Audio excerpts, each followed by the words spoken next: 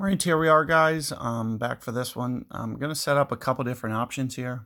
So, I'm going to bring Guardian, but I'm also going to have Pock ready just in case I need it. Another thing that you could put on is you could put on things like Saturn,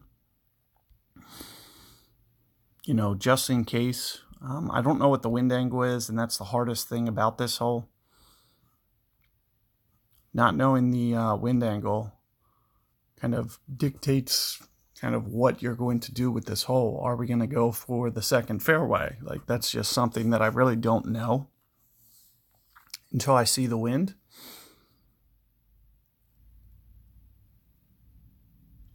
But the one thing I do know is, you want to play this as cautiously as possible and avoid getting par. It's a very challenging hole, and you definitely don't want this one to come up and grab you. If we get tailwinds here, something that I do is I bring Machete and Houdini on this hole. So it's just something to be thinking about. But with me not knowing the angle, if I don't know if I can get it up to the second fairway and get it up there to where it's easily within range of those, you're going to want to keep those clubs off because you're going to want range more so than the backspin. Range is more important than backspin. So, I'm going to keep my longest clubs on, longest sand wedge, longest rough iron, until I know I can get it up there close enough to make sure that, I don't forfeit a stroke due to not having enough range. So, for instance, if I'm able to hit these roughs, I'm in a lot more trouble.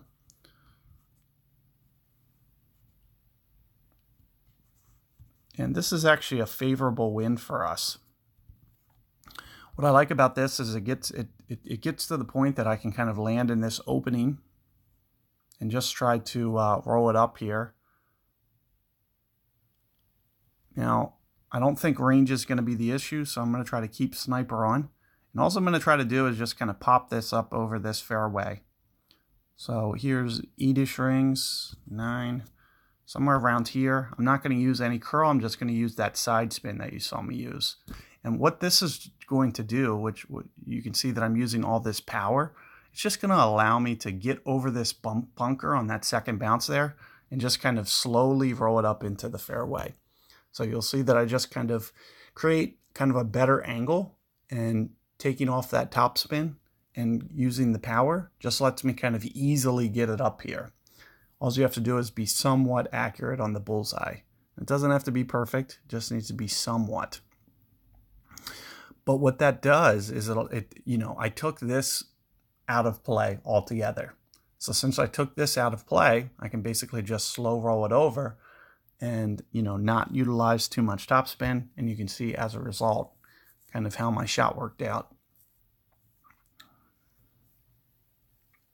Now, what I like to do here is I like to be at min wood, and I typically go for a rough bump on this one. So we'll see how feasible that is. It's very hard to do in Master, but this is a pretty good wind for it. If there was ever a good wind for it, but it looks like I may not be to the min club range. It's barely at min club. It's very, very close.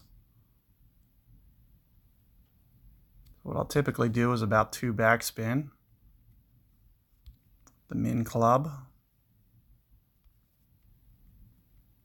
And I usually play at about 2 per ring or so. Let's just see. Somewhere around here. So you can see 6 rings here. Caught a great ball.